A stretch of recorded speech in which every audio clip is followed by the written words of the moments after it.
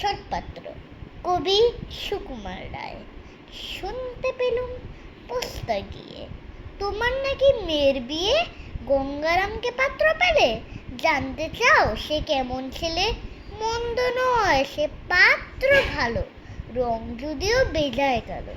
তার উপরে মুখের গঠন অনেকটা ঠিক পেঁচার মতন। বিদ্যে বুদ্ধি বলছি মশাই, ধন্যী ছেলের অধ্যবসায়। 19টি বার ম্যাট্রিক এসে ঘায়েল হয়ে থামলো শেষে।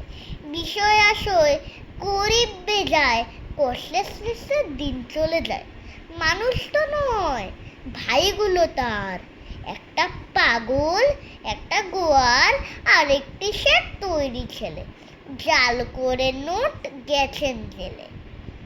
19টি তবলা বাজায়, যাত্রা দলে 5 টাকা পায়। গঙ্গারাম তো কেবল ভোগে পিলের জ্বর আর পাণ্ডুরোগে, কিন্তু তারা উচ্চ ঘর, কংসরাজের বংশধর। শ্যামলাহিরি বনগ্রামে কি যেন হয় গঙ্গারামের।